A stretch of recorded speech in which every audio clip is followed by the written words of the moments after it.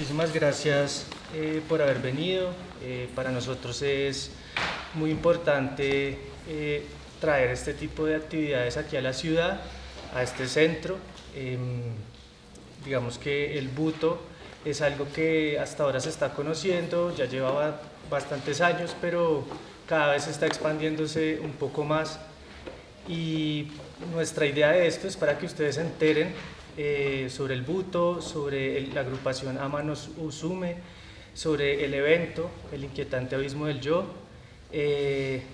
Por favor, pues sería muy interesante que todo lo que estamos acá discutiendo pues se pudieran quedar para la presentación, que es lo siguiente del conversatorio, ¿sí?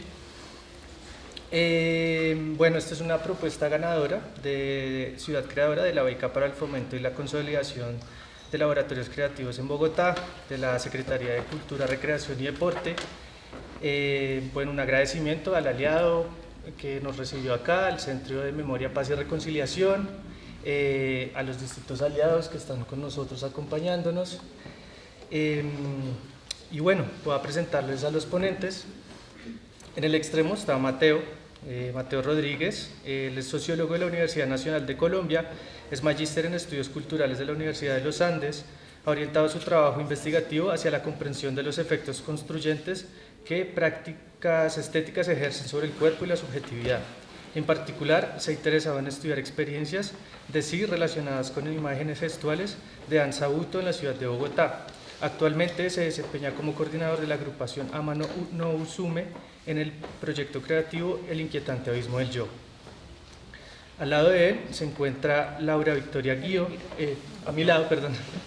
Laura Victoria Guío es neuropediatra de la Universidad Nacional de Colombia, epileptóloga, Hospital Clínic y Sant Joan de Déu de Barcelona, máster en proyectos educativos mediados por TIC, fundadora de Su Cerebrix, jefe laboratorio de epilepsia y sueño del Hospital de la Misericordia. Al lado de Mateo se encuentra María Elvira Herrera. Ella es médico pediatra y psiquiatra de niños y adolescentes de la Pontificia Universidad Javeriana, fundadora de EduCerebrix, psiquiatra de Unitox, perito psiquiatra del Instituto Nacional de Medicina Legal y Ciencias Forenses. También con nosotros se encuentra Roberto Amador.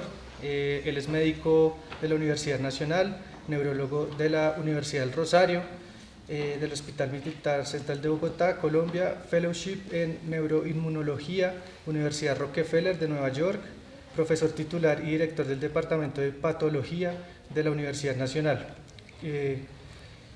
Creó y desarrolló creación y desarrollo de Cátedra Meritoria en Neurociencias en Arte y Cerebro, Grupo de Estudios Cerebrarte, Arte y Estética en el Aprendizaje Centrado en el Ser Humano, asesor de Maloca y codirector del programa Recrearte, el reencuentro del paciente con el arte y la estética en desarrollo. Entonces, bueno, vamos a empezar con unas preguntas para introducirnos en el tema y vamos a empezar con Mateo. Entonces, pues nos gustaría que nos comentaras qué es el buto y por qué el inquietante abismo del yo.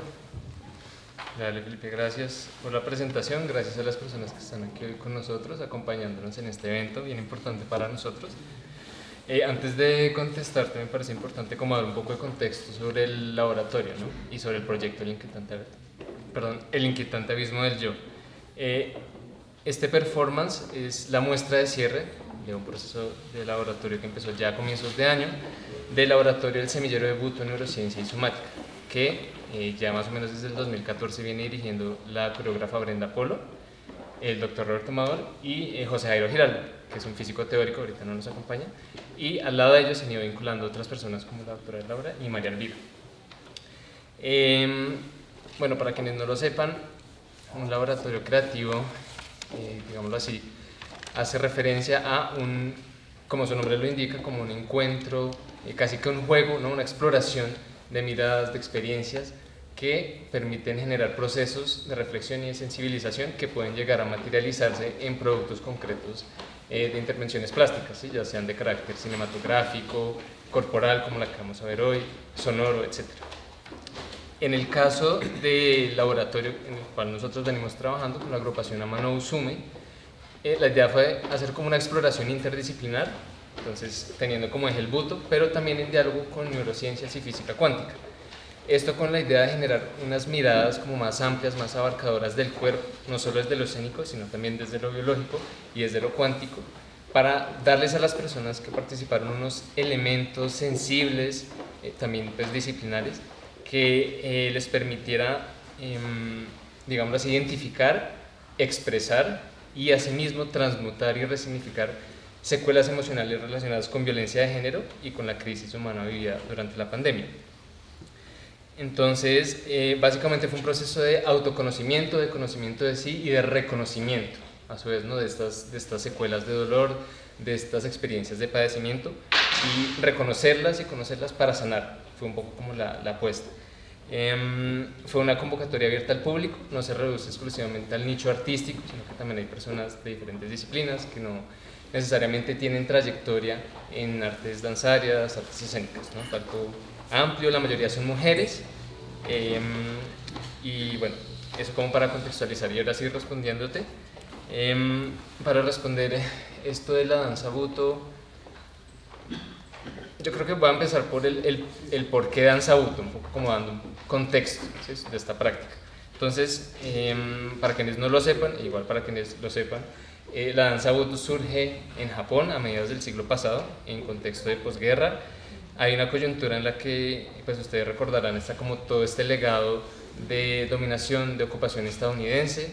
También en esta coyuntura hay un interés de unos grupos de élite en Japón por modernizar el país, y asimismo hay una pregunta como muy apremiante, muy urgente en ese entonces en Japón, que es una pregunta por la identidad nacional. Se están preguntando, bueno, ¿qué es esto de lo japonés, ¿no? De ser japonés?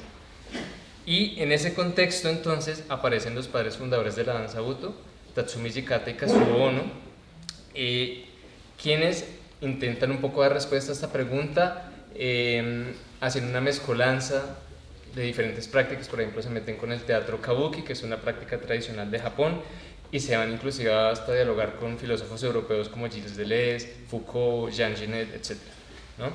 Y asimismo, desde su comienzo, estas personas, y aún ahora, le dan una impronta a la danza buto, una impronta de transgresión, ¿no? Se relaciona mucho con lo subversivo, con una práctica que desde el cuerpo y desde el movimiento busca subvertir como el orden establecido, los ya reglamentados, ¿sí?, como los ya estratificados y sedimentados. Entonces, bueno, eso por ese lado. También, bueno, por el lado de Jikata hay una pregunta de esto que él denominó el cuerpo aislado, ¿no?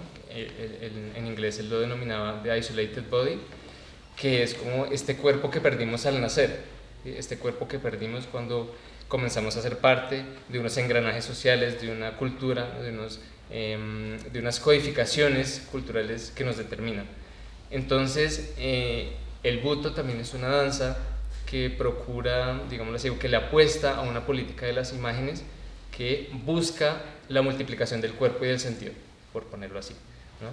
Entonces es esta búsqueda desde el movimiento y desde el cuerpo de otros modos de pensar, como remitiéndonos a este cuerpo que teníamos antes de nacer, un cuerpo no domesticado, por ponerlo en esos términos, ¿no? Va por ahí. Ya en el contexto de Colombia es muy importante la figura de Komuro Obushi. Komuro Obushi viene de este legado de Jikata y se acerca a todo esto del cuerpo aislado y le da un tratamiento ya preocupándose más por una pregunta de cómo generar desde lo escénico posibilidades nuevas, impensadas de habitar zonas de liminalidad, ¿sí? Como este juego entre el límite entre la vida y la muerte, entre lo posible y lo imposible, entre lo que se puede imaginar y no se puede imaginar, ¿no? Mucho desde lo escénico, desde el cuerpo, mucha metáfora en este caso. Y Brenda Polo, la coreógrafa del performance que vamos a ver en unos instantes, recoge todo este legado que viene de Jikata, pasa por Komuro Obushi, y ella creo que desde el 2008-2009 se ha centrado en hacer una tarea muy juiciosa, muy constante, de difundir estas enseñanzas en Colombia, ¿no? Desde Amano Usume y sobre todo desde Manos de Antropología Escénica, que es el otro proyecto que ella lidera.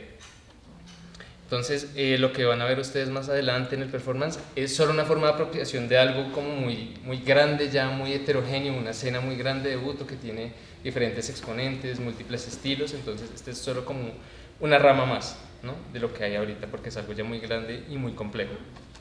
Y ya para finalizar, no sé, yo creo que más que porque el inquietante abismo del yo, me preguntaría más, es como ¿para qué? ¿Cuál fue el sentido que jugó en el laboratorio? Y para responder eso, me remito al concepto de crisis, que es una premisa, un criterio muy vertebral en esta forma de apropiación del Buto que ustedes van a ver. Y acá la crisis, pienso que se está entendiendo y se está viviendo como una invitación a habitar, digámoslo así, coordenadas de experiencia desconocidas, ¿no?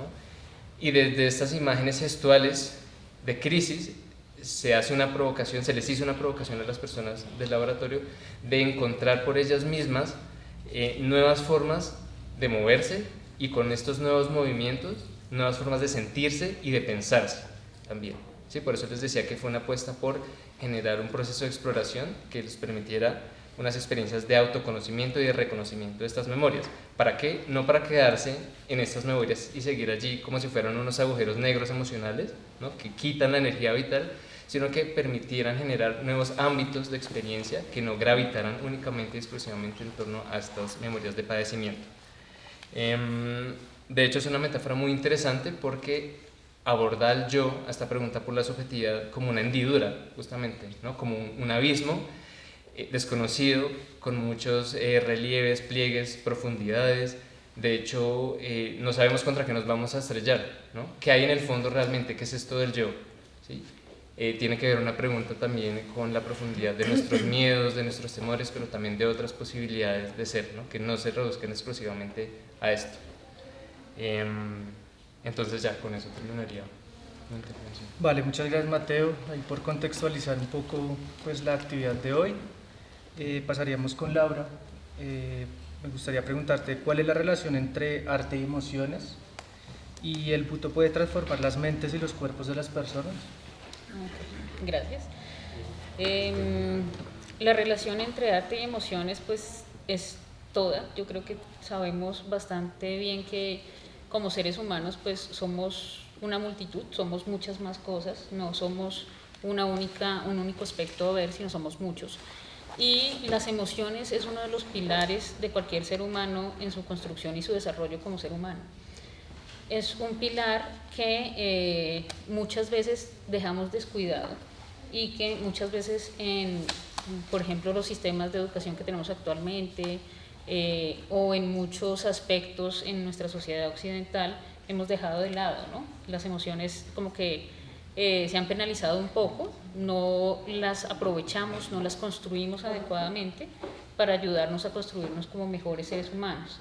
Y las artes es un medio para precisamente desarrollar ese aspecto de nuestras vidas, el aspecto emocional. Las artes es tal vez una de las herramientas más útiles que tenemos para expresar nuestras emociones, para comprenderlas, para comprendernos a nosotros mismos, no solo como individuos, sino dentro de nuestro grupo y nuestra sociedad, porque somos seres sociales, ¿no?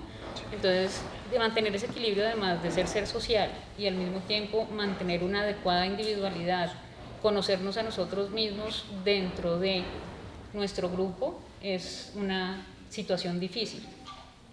Y por eso las artes, al ser una expresión de nuestras emociones y de nuestros sentimientos y nuestros conocimientos, son una herramienta indispensable que lamentablemente, como decíamos, pues estamos debiéndonos dentro del sistema educativo, por ejemplo, y dentro de muchas oportunidades en nuestra sociedad, porque las artes están muy limitadas o casi nulas en realidad en algunos aspectos, y eso se refleja en dificultades de maduración emocional en las personas. Es decir, cuando nosotros nacemos no hemos terminado de construirnos, nuestro cerebro aún está en construcción y empieza a aprender y a construir sobre las bases que tiene, y aprendemos a caminar, aprendemos a hablar, aprendemos a movernos, ¿no es cierto? Aprendemos a saltar, pero también aprendemos a reconocer nuestras propias emociones, reconocer las emociones de los demás, y debemos aprender a regular nuestras emociones y a regular dentro de la sociedad nuestras propias emociones y nuestros actos. Entonces las emociones son un pilar fundamental de ese desarrollo. Si no nos desarrollamos emocionalmente en forma adecuada, pues estamos generando un desarrollo incompleto, cojo. Tenemos pilares incompletos y eso hace que pues uno tenga problemas que va a ir manifestando a través de su vida. Igual que si tiene problemas para moverse, también va a tener otras dificultades diferentes. Entonces, desde ese aspecto, las artes y las emociones, yo diría que las artes son una herramienta muy útil e indispensable que podemos tener como sociedad, que tenemos como seres humanos, para ayudarnos en ese desarrollo emocional, personal y grupal. Y dentro de esas artes, Butó, que es un arte de danza, es una expresión que puede ayudar a eso. Y de hecho, como nos comentaba Mateo, entonces la expresión por medio de la danza nos puede ayudar mucho. Y en este caso, y en este proyecto en particular, estamos utilizando ese tipo de danza para tomar emociones que han sido negativas, emociones dolorosas, emociones que están causando posiblemente limitaciones en el desarrollo de la persona, que están causando dolor, que están dificultando que estas personas sigan adelante y se desarrollen y desarrollen su potencial. Y tomamos estas emociones negativas y tratamos de resignificarlas. Quiere decir que aunque hubo emociones negativas y hubo situaciones dolorosas, no podemos quedarnos recordando siempre el dolor y evocando siempre el dolor, porque esas cosas no se van a olvidar, pero sí se pueden resignificar, se puede cambiar la forma en la que uno ve las cosas, y cuando lo cambias y puedes aprender de ahí y te fortaleces con eso, puedes seguir adelante con tu vida mejorando las cosas. Entonces, desde ese punto de vista, Butó es una herramienta muy interesante que se está explorando precisamente en este taller para ver cómo desde la danza, desde el movimiento físico, estas personas pudieron hacer un trabajo de enfrentar sus sentimientos y su dolor para hacer una resignificación, y es un inicio para poder seguir adelante. Por supuesto, las cosas nunca están totalmente solucionadas ni son una única solución mágica, ojalá existiera eso, pero eso en realidad no existe, pero me parece una herramienta más que puede ayudar a las personas a salir adelante y a buscar su camino, ¿no? Porque el camino también es diferente para cada persona. Y hay personas que están en este taller para las que el movimiento y la danza es muy importante, y eso les generó su ruta para poder empezar este proceso. Hay otras personas que prefieren la música o la pintura o la literatura o una mezcla de todos, porque realmente esa es la maravilla y la riqueza también de las artes. Hay una gran variabilidad, una gran variedad de opciones de expresión que nos pueden ayudar en eso. Gracias. Pues muy interesante, ¿no? La importancia que tiene, digamos, a la hora de sanar y de transformarnos desde adentro, y de cómo el arte es un instrumento para poder hacer esto, ¿no? En este caso concreto, pues es la danza, pero digamos en sociedades como la colombiana, que ha sufrido tanta violencia, en un contexto como de tantas traumas que ha vivido la gente en sus contextos, poder como mezclar esto y entender este contexto es importante. Esta pedagogía de las emociones es muy importante. Entonces se me hace muy pertinente lo que dices. Bueno, pasando a María Elvira y pensando en ese contexto, ¿cómo ha sido afectada la salud mental de las personas en la pandemia y los confinamientos? Asimismo, ¿ha habido un aumento de la violencia de género por la pandemia? ¿Qué consecuencias ha traído para el tejido social lo que ocurrió en estos 2 años? Pues es una pregunta compleja, ¿no? No, mentiras, no es compleja, o sea, eso es una cosa que uno a veces dice parece más interesante, pero todos estuvimos viviendo de primera mano esto, así que todos podríamos dar una opinión de esto, pero desde el punto de vista de la salud mental esto fue una situación totalmente inesperada, una situación que para la que nadie estaba preparado, sobre todo porque surgió un enemigo invisible para el que nosotros no sabíamos qué era lo que iba a pasar, y ese enemigo invisible lo podía haber traído cualquiera, inclusive personas que amábamos, ¿sí? El aislamiento fue una cosa que tampoco esperábamos, porque pues sí, en las sociedades hay picos infecciosos, pero como este no ha habido ninguno y las repercusiones todavía las estamos viviendo. El aislamiento lo vivimos con angustia porque los seres humanos no están entrenados o no están formados para vivir en aislamiento. Los seres humanos estamos entrenados para vivir en comunidad, para interactuar con los demás. Y ese aislamiento lo único que puso de manifiesto son una serie de cosas que nosotros o no habíamos visto o pasábamos por alto. Cosas como cómo manejamos nuestras emociones, cómo funciona la sociedad actual, cómo está nuestro sistema educativo, ¿sí? El aislamiento nos llevó inclusive a perder fuentes de trabajo, gente que se quedó en su casa porque tuvo que perder el trabajo porque tenían trabajos operativos que no les permitían salir a trabajar, ¿sí? Entonces empezaron todos esos problemas económicos que empezaron a generar situaciones emocionales graves. Imagínense que ustedes son el proveedor de una casa y que no pueden llevar el dinero a ese hogar y que ustedes ven que sus hijos tienen unas necesidades primarias que no están cubiertas y que ustedes no las pueden cubrir. En Colombia pues sabemos que la mayoría de hogares, en muchos hogares, la cabeza de la familia es la mamá y no podía llevar alimentación o todas las necesidades que había que proveer. También pues los padres o diferentes personas dentro de un hogar no podían proveer, el sistema educativo también se vio afectado, ¿no? Nos vimos enfrentados a una interacción a través de lo virtual, niños de 5, 6, 7 años subiendo tareas en plataformas que ni siquiera ellos entendían, es más, que los papás no entendían, ¿sí?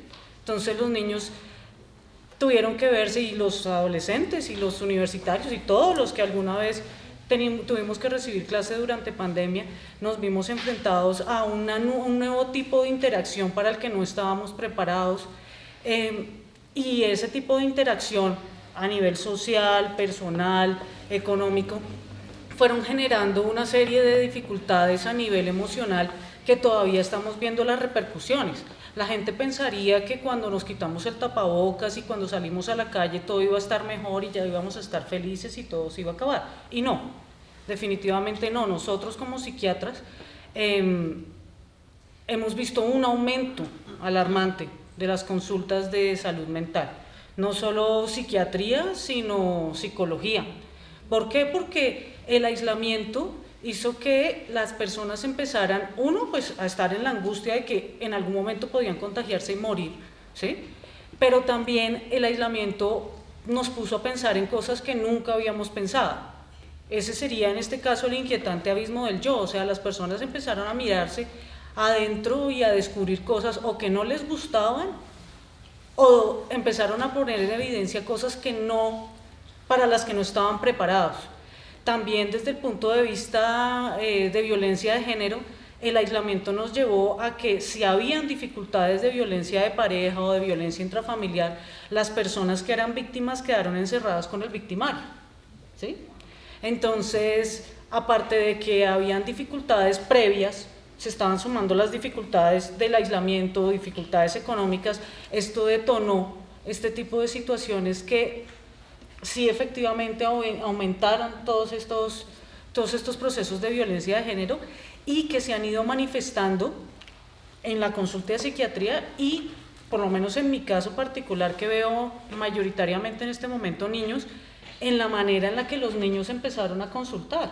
Porque si uno mira, las únicas personas que hicieron el aislamiento exclusivamente como se debía fueron los niños y los adolescentes. Todos eventualmente salimos, porque ya tocaba ir a trabajar en lo que fuera. Yo como trabajadora de la salud y nosotros como trabajadores de la salud salimos. Yo seguía saliendo, yo todos los días salía a trabajar, o sea que probablemente no. El aislamiento que otras personas vivieron, de pronto no lo viví tan de cerca, pero las personas que sí lo vivieron, 100% fueron los niños y los adolescentes. Y sí han aumentado las consultas de psiquiatría infantil.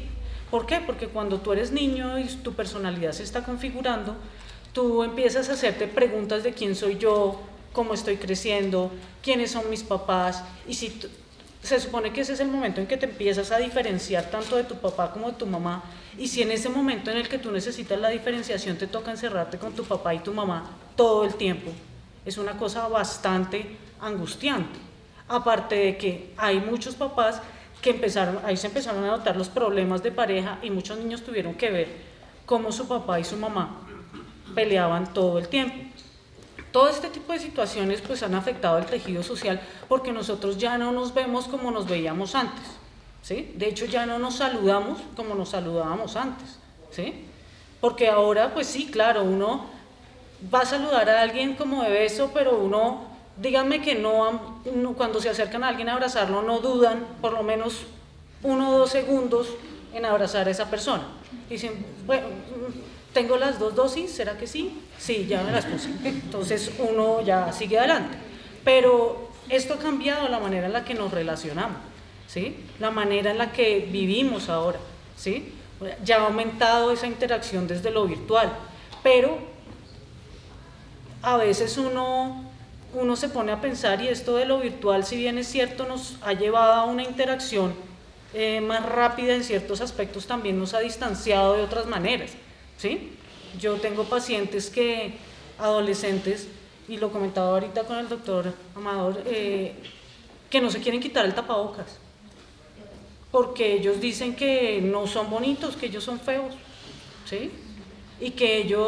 ¿Y por qué es eso? Porque son chicos que todo el tiempo han estado interactuando desde el Instagram, desde el Facebook, desde el TikTok, ¿sí? Entonces, si tú estás todo el tiempo en una red social que tiene la capacidad de trucar las fotos y ponerte filtros, significa que tú estás expuesto a un 90% de fotos que no son reales.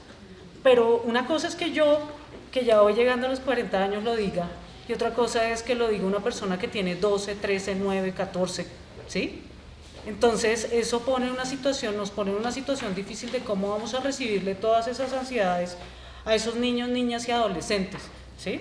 Por eso este tipo de expresiones que tienen que ver con el buto, ¿sí? Que si bien es cierto se presentó en otro momento histórico, nos sirve para analizar también este momento histórico. Nosotros estamos saliendo de un momento histórico.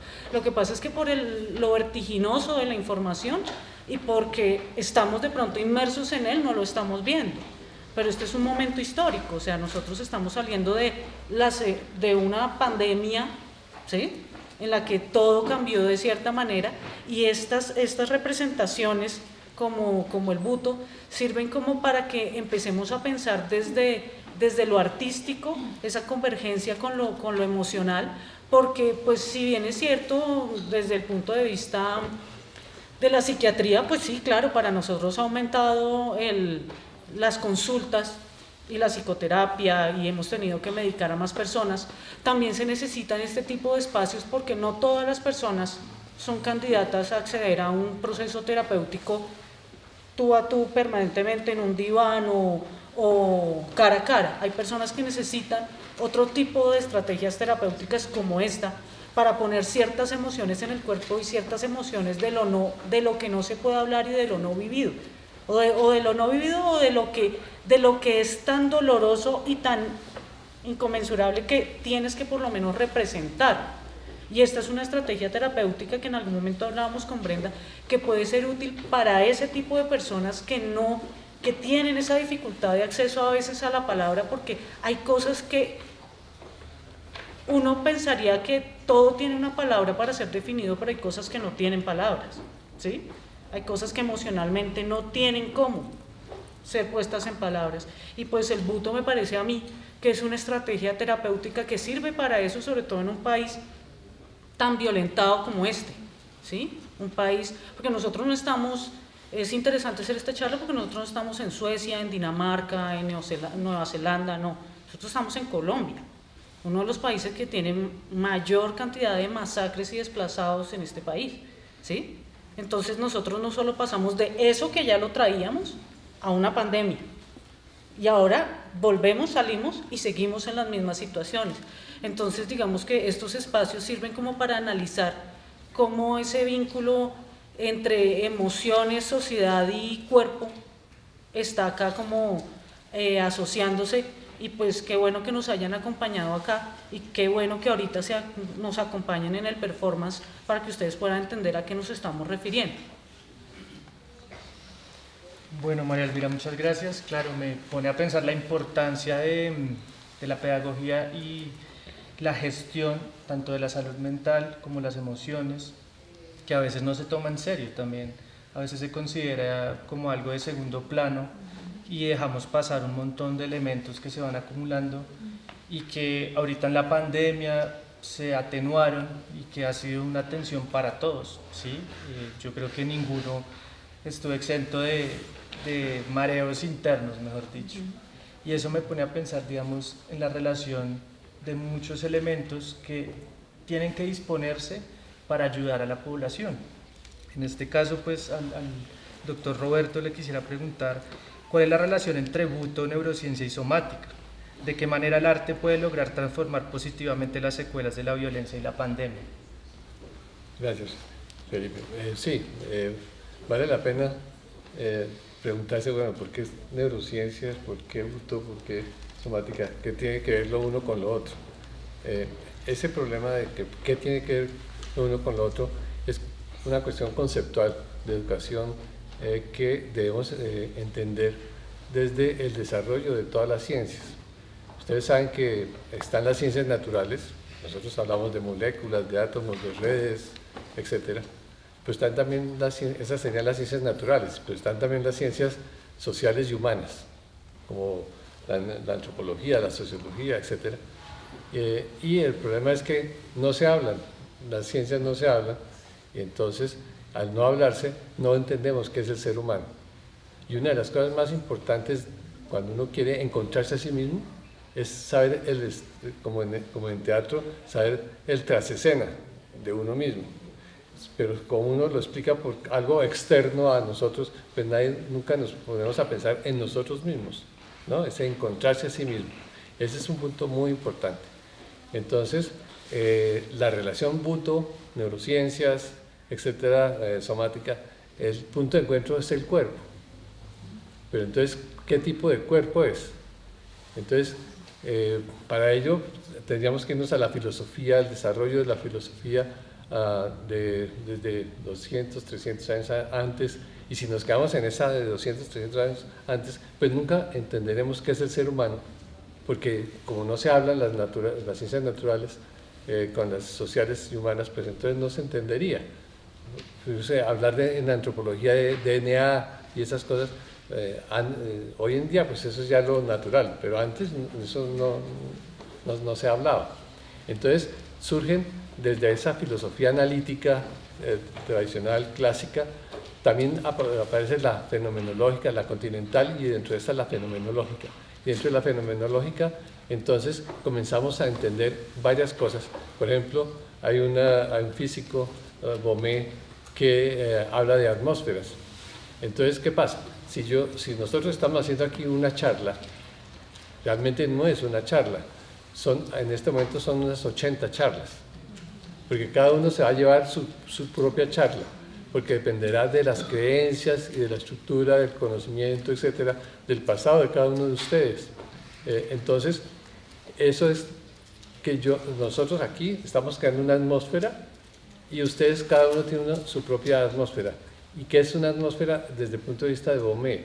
Son esos sentimientos, es la parte de la estética, que esa es otra cosa que no existe, supuestamente no existe y está con nosotros, a todo momento nos acompaña, la estética, pero se creía que era un concepto metafísico, y no es metafísico, es biológico, y entonces ya podemos entender cómo es eso de las atmósferas. Si las atmósferas tienen que ver con el sentimiento, con la estética, tiene que ver con el afecto, y entonces ya vemos dónde es que está el afecto cuando nosotros interactuamos unos con otros.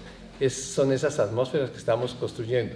Pero si, por ejemplo, una o dos personas, digamos, usando la metáfora del agujero negro, como si esa atmósfera se chupara y nos quedáramos, que se muriera la estrella, como que esa persona se va achicando porque ha sido violentada, porque ha tenido que salir de su casita, porque la violencia la sacó. Entonces, esa persona queda con un estado de retracción de sus sentimientos, de esa atmósfera, y entonces hay que ayudarle. Esos niños que estaban, que nos decías tú, esos niños están construyendo un mundo totalmente diferente, totalmente reducido a lo que es envueltos en las redes sociales, etc.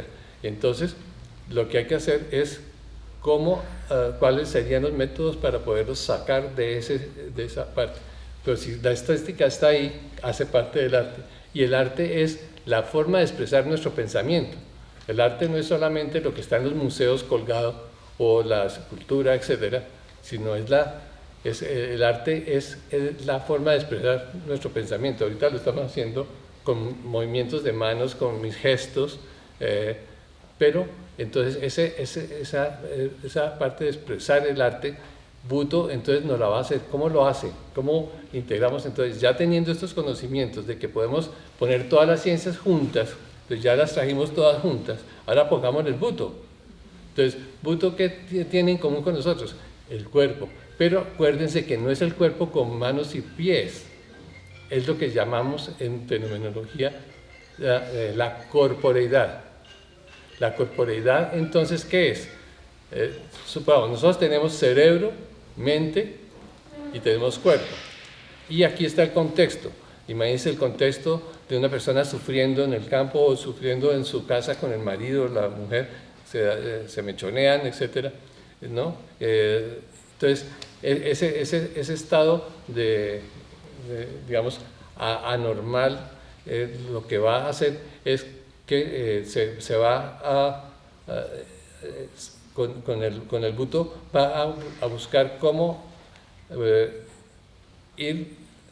hacer consciente a esa persona que va a interactuar dentro de un taller como este, que va a interactuar con otras personas y va a ser consciente del dolor que lleva como persona, y entonces comienza a reconstruirse a sí misma, y entonces el arte que maneja toda la parte de la ambigüedad, que es la parte importante, entonces nos va a permitir que esas personas salgan. El arte hace eso, el arte hace que nosotros podamos encontrarnos a sí mismos, ya sea pintando, cantando o en Buto.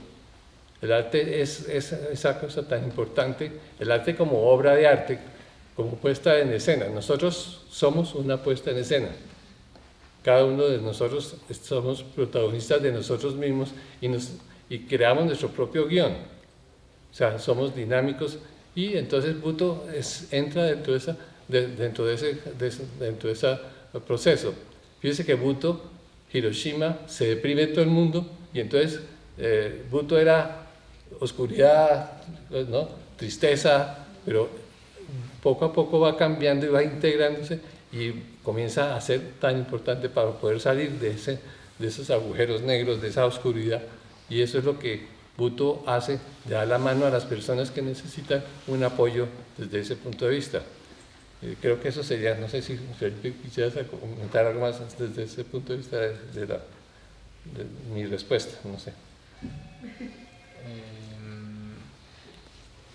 Sí, pues digamos que, de acuerdo con lo que tú decías, ahí el arte, digamos así, desde un punto de vista más estético, no como algo propiamente artístico, ¿sí? Que solo le corresponde a las artes y a las personas que se forman en carreras disciplinarias de arte, sino como algo ya como en términos de experiencia en general, como una distribución de cuerpos, de posiciones, de emociones, de funciones, digámoslo así, que puede permitir abrir, o sea, creo que aquí vamos a algo que no es solo del Buto, sino de las artes en general, digámoslo así, permitir un conocimiento de sí, ¿sí? Para generar reflexión, sensibilización, que puede llevar a diferentes lugares, ¿sí? En este caso, digámoslo así, que es curioso porque el Buto, digámoslo así, creo que desde un inicio no estaba muy interesado, bueno, estos padres fundadores no estaban interesados en generar como ya todos estos discursos emocionales y de sanación y todo esto. Creo que ellos iban más por otro lado,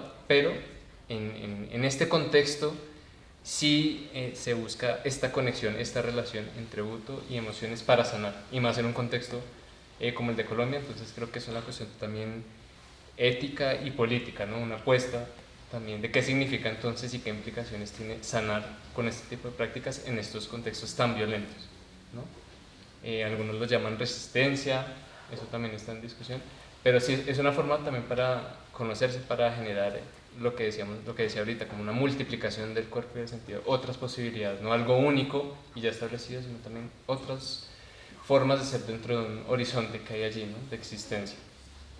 Entonces, para comentar lo tuyo, entonces es muy importante tener en cuenta que toda la parte psicológica y social que ocurre a una persona en estas atmósferas va a producir cambios en nosotros mismos, o sea, el contexto nos cambia, así como esta charla los va a cambiar a ustedes esta noche cuando estén soñando, y poco a poco cuando están soñando las dendritas, las neuronas se van conectando y eso va a pasar a la memoria a largo plazo, ¿sí? O sea que ustedes están cambiando. ¿Eso es gracias a qué? A una cosa que se llama la epigenética. O sea, las moléculas cambian, las conexiones cambian. Entonces, cuando se está encerrado en una cuarentena o hay un maltrato, entonces, ¿qué está pasando? Estamos en estrés agudo y crónico, y las personas que estuvieron en ese estrés quedan en estrés postraumático, que lo maneja muy bien psiquiatría, y eso es lo que estas personas después como víctimas quedan con ese estrés postraumático. Las personas que cuidaron a los pacientes con COVID, los que estaban en cuidado intensivo, muchos quedaron con estrés postraumático. Entonces, ese es, o sea, ¿y qué es eso de estrés postraumático? Que nosotros tenemos un sistema nervioso autónomo, que tenemos hormonas, que tenemos un sistema inmune que se conversan entre ellos y nos pueden llevar a acabar a la persona desde el punto de vista biológico, infarto, más arteriosclerosis, problemas de diabetes, etc. O sea, acelera el proceso de no salud. Entonces, nosotros tenemos un sistema que es antes de nacer, que se llama resiliencia, que construimos con papá y mamá a partir del apego y del vínculo, y que poco a poco, a lo largo de lo que llamamos el curso de vida, lo vamos reforzando. Pero hay personas que no tienen esa capacidad, y entonces son las que van a ser más frágiles para cuando se viene una cosa como puede ser la pandemia, que no logran manejarlo. Y por eso tenemos casos mucho más frecuentes de suicidios en esta época, ¿no? Muchísimo, sí. Ya ha aumentado, y más todo lo que nos has dicho tú, eso es un reflejo de eso, de ese estrés postraumático. No sé si quieres comentar sobre eso. Sí, digamos que toda esta situación que se ha generado, esto que usted menciona, doctor, con respecto al sufrimiento de las personas que cuidaron a otros, todos los eventos que se generaron, pues van de la mano con este tipo de situaciones en las que la gente le ha costado como elaborar y dejar atrás todo ese tipo de procesos, y van quedando guardados en la mente. O sea, la gente, lo que decíamos ahorita, uno pensó que apenas saliéramos de la pandemia y nos quitáramos el tapabocas y saliéramos todos y pudiéramos ir a sitios comerciales y pudiéramos interactuar, todo iba a volver a la normalidad, y la verdad es que no. Quedaron huellas a nivel mental que muchas veces no se van a poder borrar. Por ejemplo, en cuanto a las personas que vieron fallecer a su familiar o que no lo pudieron ver fallecer, ¿sí? Que muchas personas tuvieron la desafortunada situación de que su familiar falleció y ellos no lo pudieron acompañar en el último momento. Eso genera elementos a nivel mental que son duelos que quedan sostenidos en el tiempo, que son casi como los duelos de las personas que tienen un familiar desaparecido, ¿sí? Que se aplica para todo lo que nosotros también vivimos acá. Y eso es una cosa que se necesitan otras estrategias desde lo terapéutico como para que la persona pueda elaborar esa pérdida y seguir adelante, ¿no? Todas esas cosas que se fueron generando, estar hospitalizado en una unidad de cuidado intensivo, en coma inducido, usted 2 meses con un tubo sin saber, y durante esos meses usted no estaba ahí. Levantarse y decir, sí, ¿qué me pasó a mí? Como cuando una persona tiene ese tipo de blackout, digámoslo así, eso genera mucha angustia, porque durante esos 2 meses yo no estaba en posesión de mi cuerpo, ¿sí? Entonces esos 2 meses, ¿qué pasó conmigo? ¿Quién estaba ahí? ¿Sí? Y eso lleva a la gente mucho a confrontarse consigo misma, ¿no? Y eso va generando todos esos elementos postraumáticos que a veces no se remiten solo a la sintomatología, ¿sí? que uno la podría leer en un libro o que uno la puede escribir en una historia clínica, sino todos esos elementos que es como cuando uno tira una piedra en un estanque y tienen unas ondas de choque y siguen las ondas y las ondas y las ondas, porque tienen repercusiones a todo nivel. Aparte de ese estrés postraumático, ¿cómo afecta a una familia? ¿Sí? Los niños, ¿cómo ven al papá o a la mamá que están pasando por ese tipo de situaciones? ¿Cómo interpretan como esa angustia y van incorporando y van introyectando dentro de su personalidad esos elementos traumáticos y empiezan a configurar personalidades mucho más ansiosas dentro de su grupo familiar? Entonces, todos estos elementos van generando como esos cambios, como esa modificación de ese funcionamiento cerebral, de esa interacción mente, sociedad, cuerpo, que va generando pues todo esto que estamos viendo acá el día de hoy.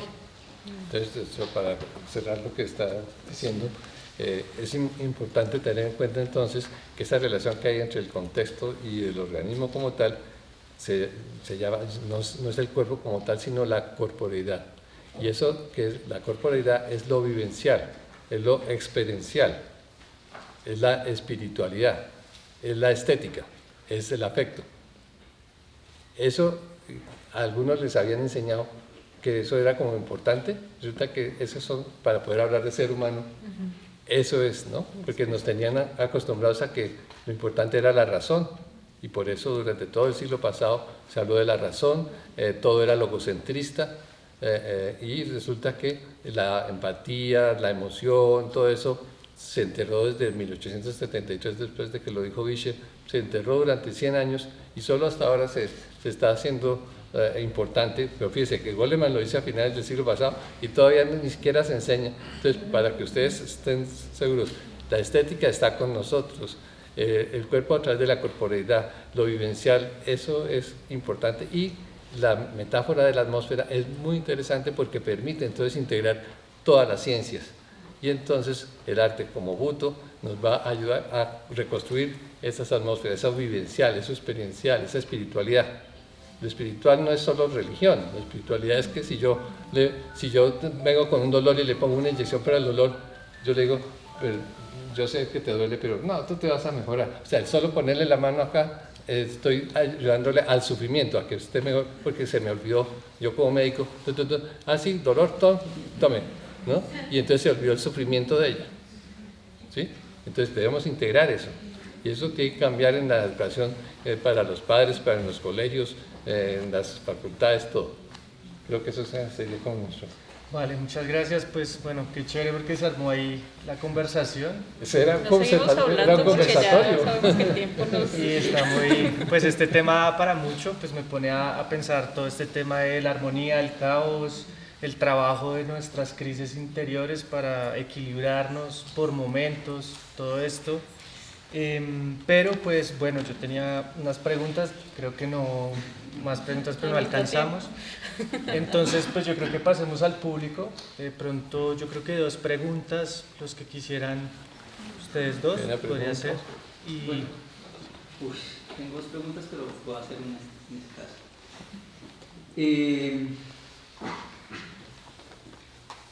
El arte, y estoy muy de acuerdo con lo que tú estabas planteando,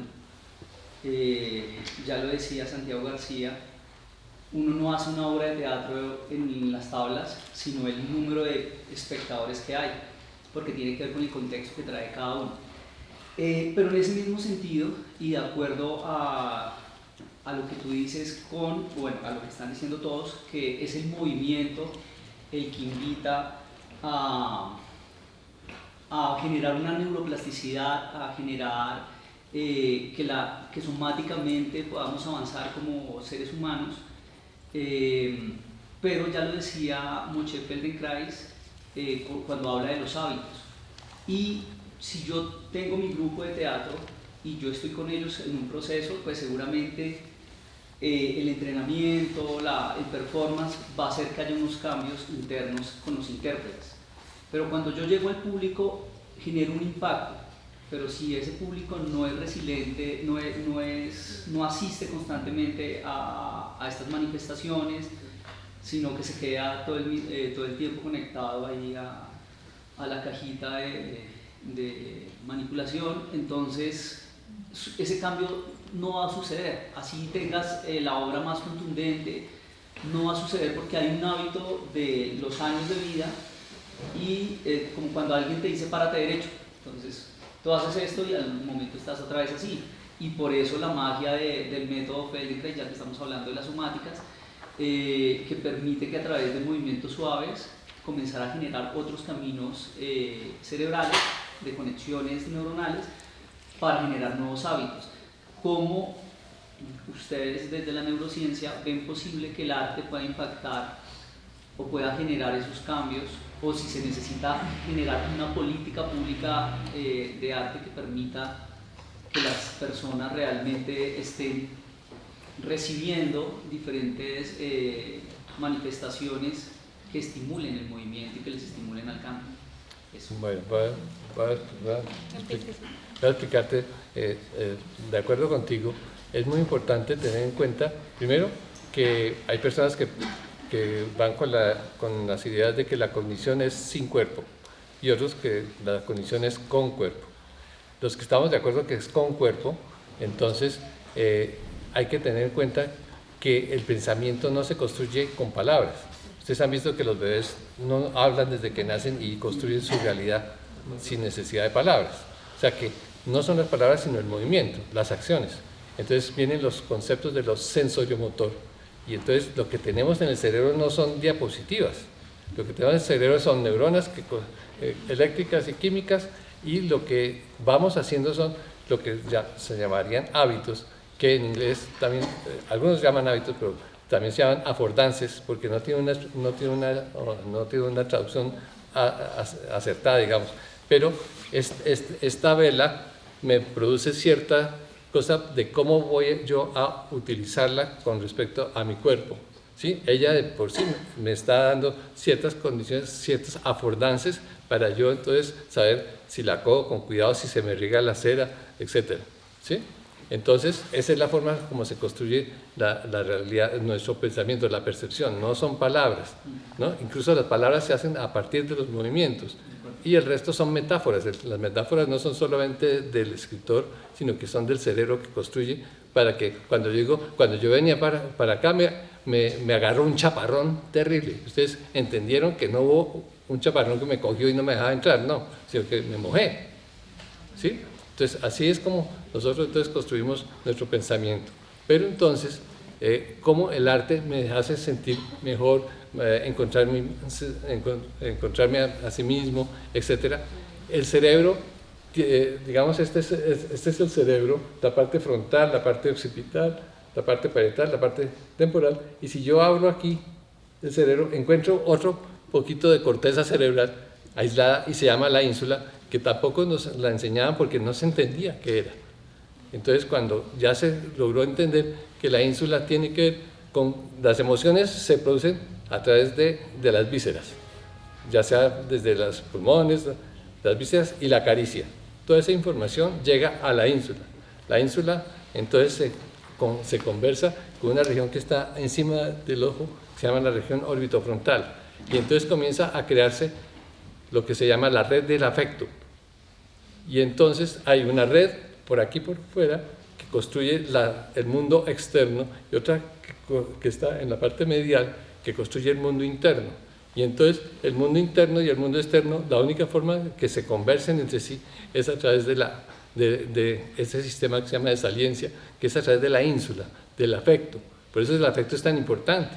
Nos enseñaron que uno tomaba decisiones con la razón, y resulta que no es la deducción ni la inducción la que nos permite tomar solo, sino que la abducción, o sea, la intuición, nos lleva al 80% de conocimiento para poder tomar decisiones. Y el afecto nos induce el proceso de atención y de decisión. O sea, si a mí no me llamó la atención, si no me emocionó lo que estoy viendo, ni siquiera lo voy a aprender, ni siquiera lo voy a procesar. Entonces, lo primero, de hecho, es la emoción. Eso es lo primero que se debe activar para que uno pueda hacer el resto de procesos, incluida la lógica. Entonces, desde ese punto de vista también es indispensable que tengamos eso. Y con respecto a lo de las artes, creo que sí hace falta que tengamos igual que nos enseñan matemáticas o lectoescritura, debemos aprender artes. ¿Por qué? Porque el cerebro construye herramientas cuando vamos aprendiendo. ¿Sí? Si yo aprendí algo de música, disfruto más la música. Si no aprendí nada, pues lo que escucho no tiene mucho sentido para mí, entonces no lo voy a disfrutar.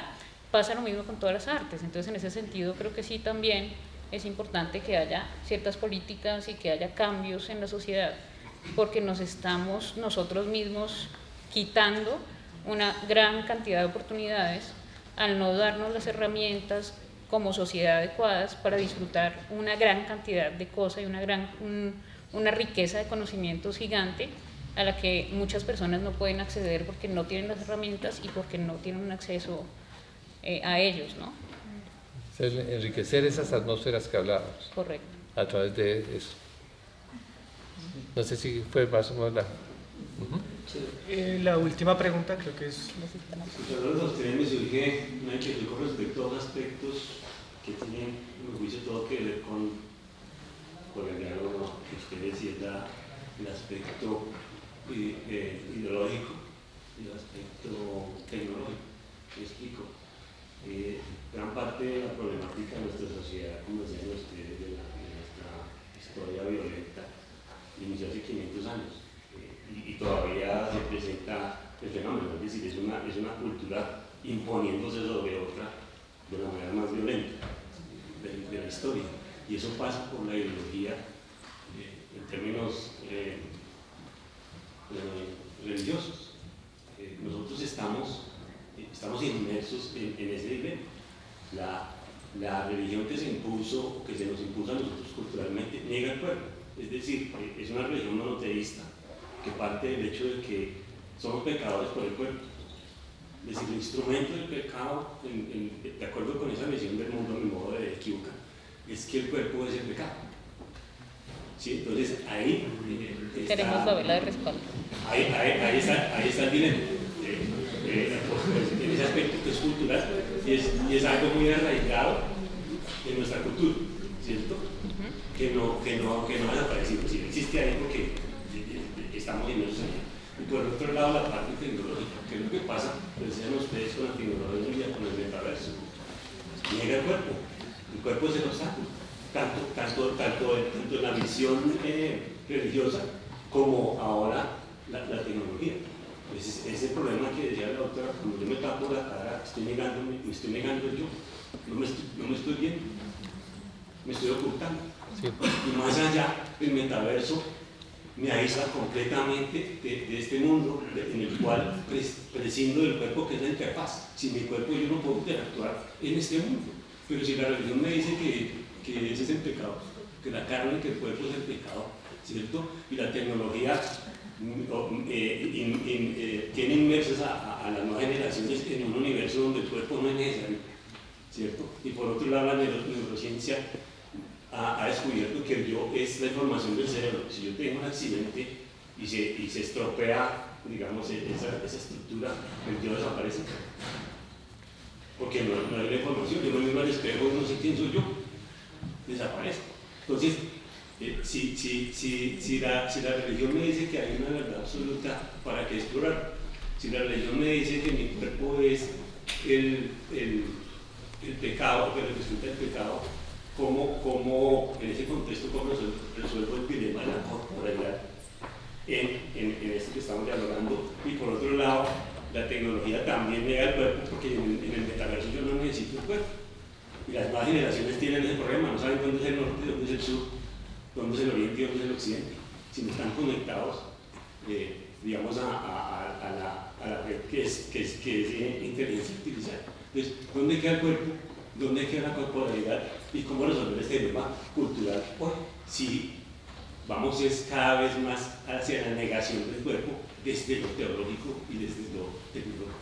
Sí, por eso fíjate, el ejemplo más importante fue, por ejemplo, el tsunami que hubo en Japón o el terremoto que hubo en Haití. El comportamiento de dos sociedades, dos comunidades totalmente diferentes. Los japoneses manejaron la situación perfecto porque el shintoísmo y todas sus religiones tienen que ver con el cuerpo, están preparados psicológicamente y mentalmente para manejar ese tipo de cosas. mientras que en Haití no estaban preparados para manejar este tipo de cosas. Y fíjese que ambas situaciones se manejaron con el arte. Eso fue lo que sacó a la gente adelante, con el arte. Entonces, lo que tú dices es muy importante. El cuerpo, para Occidente, el cuerpo es otra cosa.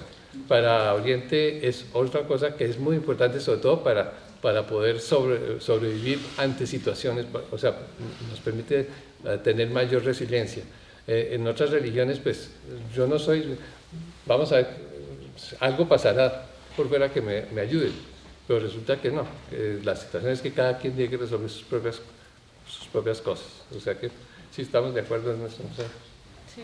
Sí, creo que depende mucho de, digamos que para nosotros en este contexto de Occidente y con una cultura judeocristiana, pues tenemos como un común social que nos condiciona muchas cosas sobre la comprensión de nosotros mismos como seres humanos, del cuerpo, de la unión del cuerpo y mente, que pues hacen parte de ese background que tenemos todos y que nos implica cómo entendemos el mundo, ¿no? Y que nos trae ciertos prejuicios, pero creo que pues precisamente lo que podemos hacer es tratar de que las personas se hagan más conscientes de sí mismas y de sus propios prejuicios. Cuando uno se da cuenta de sus prejuicios puede hacer algo, puede comprender el mundo de una forma diferente. Hay que buscar cómo extender esa comprensión del mundo y no dejar una única visión, ¿no? Porque tener una única visión es lo que precisamente dificulta las cosas. Si usted solo ve una cosa y le parece que todo lo demás es equivocado y no puede ni siquiera escuchar ningún otro punto de vista, pues su camino es tan reducido que no va a ampliarse y no va a ser un proceso adicional.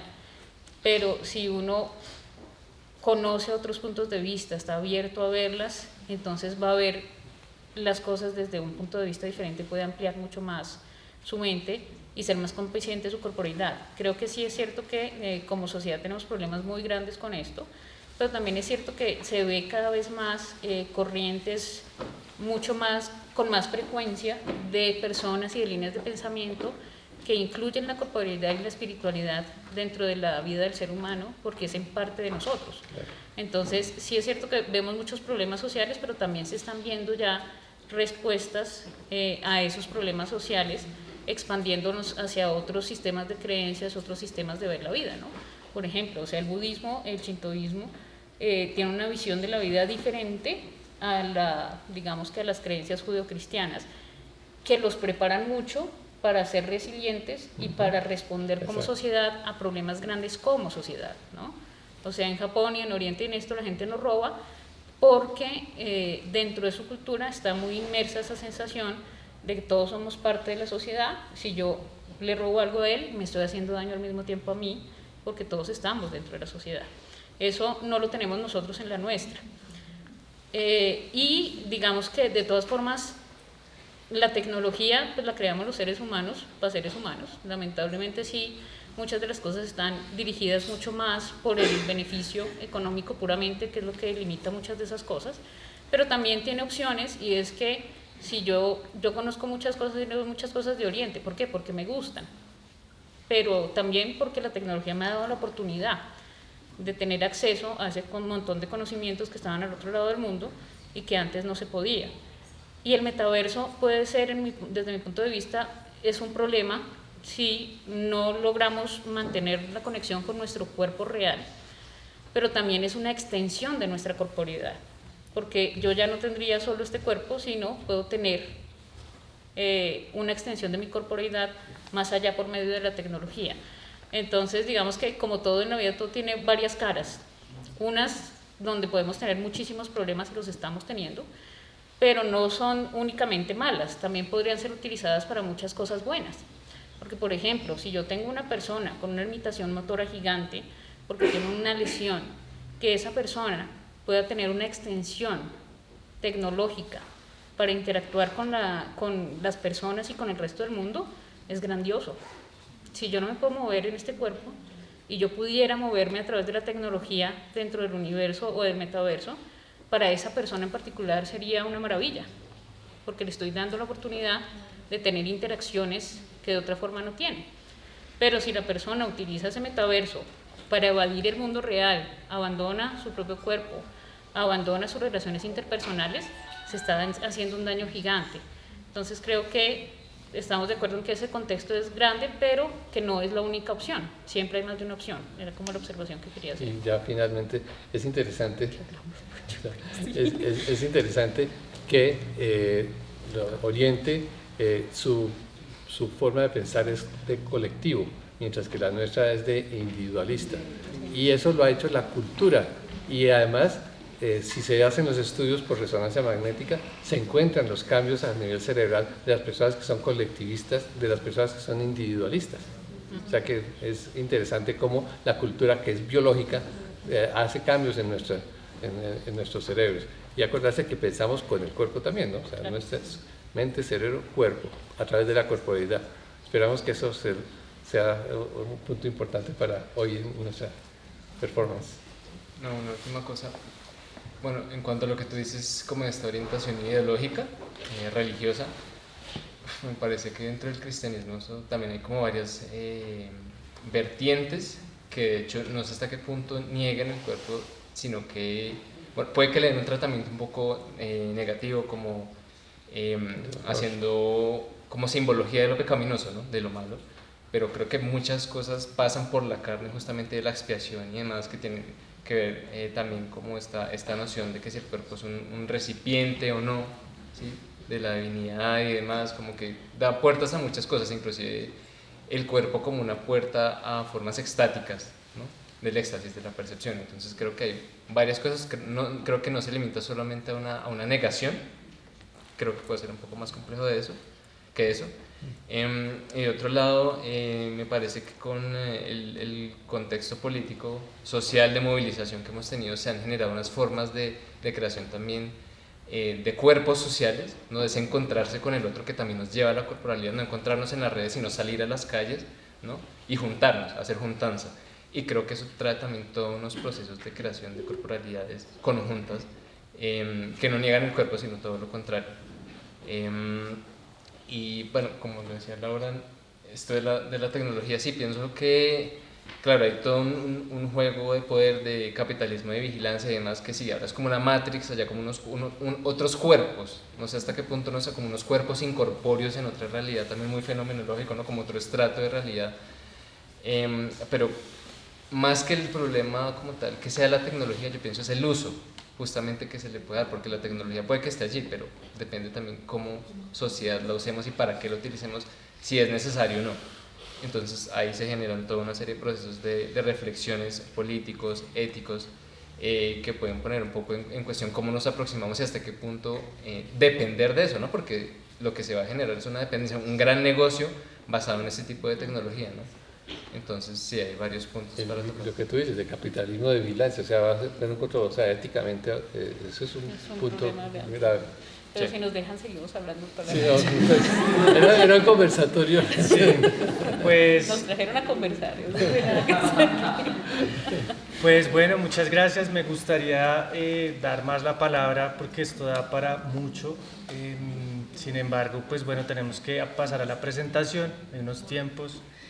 Y para cerrar, pues se me hace muy interesante que podamos seguir ahondando en este tipo de temáticas porque vuelvo al asunto de las emociones y la salud mental, a veces no se toman con la seriedad que se necesita. Y frente a lo que hablamos también me pone a pensar en campos de conocimiento que abarcan esto desde distintos ángulos y que necesitamos que haya una integración, un tejido también entre saberes.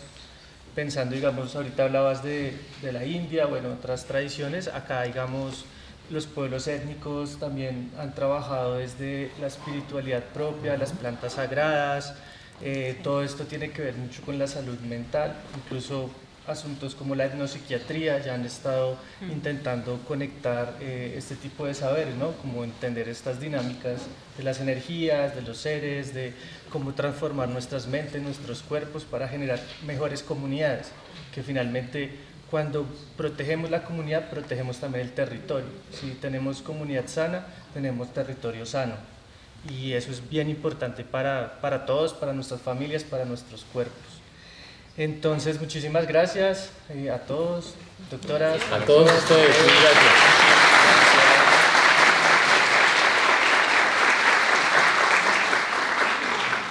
Gracias también a pues, nuestros aliados, al Centro de Japón de la Universidad de los Andes, EduCerebrix y al Centro de Memoria, Paz y Reconciliación que nos ha abierto el espacio.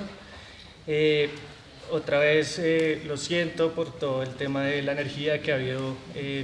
Teníamos buen respaldo. Teníamos buen respaldo de cosas, pero bueno, si podemos seguir a la escalera de la entrada y va a ser la presentación, ¿vale? Gracias.